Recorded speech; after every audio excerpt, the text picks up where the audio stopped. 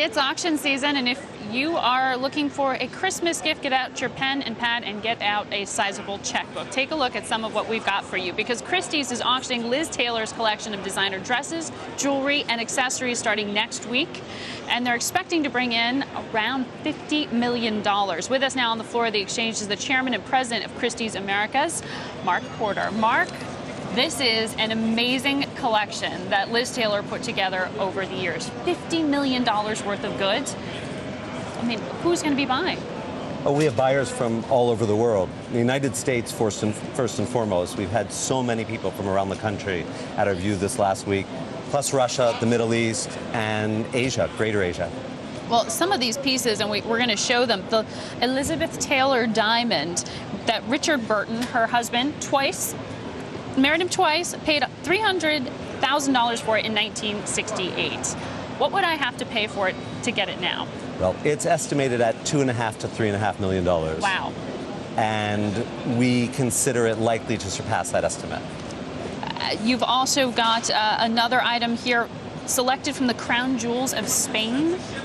If we can pull that up, La Peregrina. It's one of the most fantastic objects in the entire sale.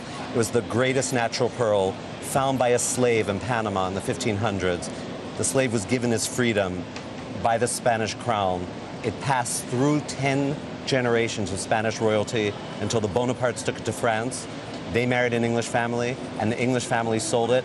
Burton bought it, gave it to Elizabeth Taylor, and had Cartier mount it in this beautiful necklace. What a great story. But I mean, do people actually wear that? With a story like that, you've got to keep it in the safe. Pearls have to be worn. That's what keeps them alive and well. So people wear the jewelry. And of course, most of the jewelry isn't this expensive. It starts at $1,000.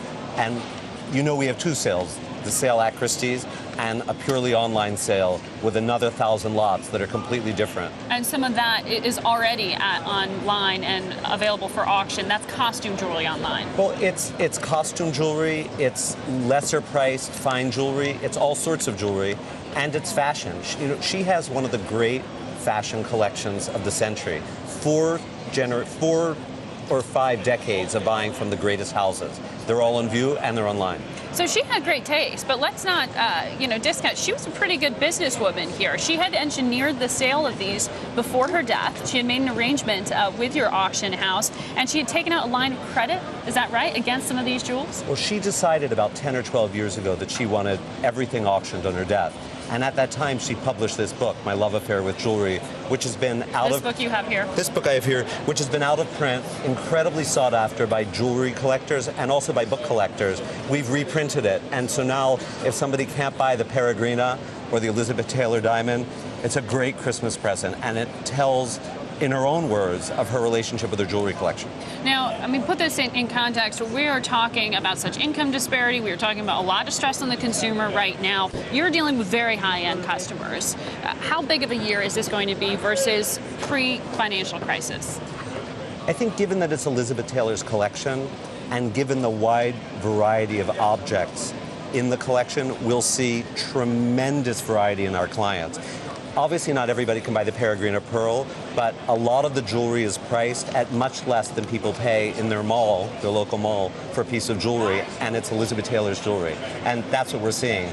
We already have 25,000 online bids from around the world for the jewelry collection. 25,000 online bids, and this goes up for auction, active on Tuesday for the main jewels. Right, and then the online sale continues simultaneously with it. All right, Marc Porter, thank you very much for coming down here to the floor of the New York Stock Exchange, chairman and president of Christie's America.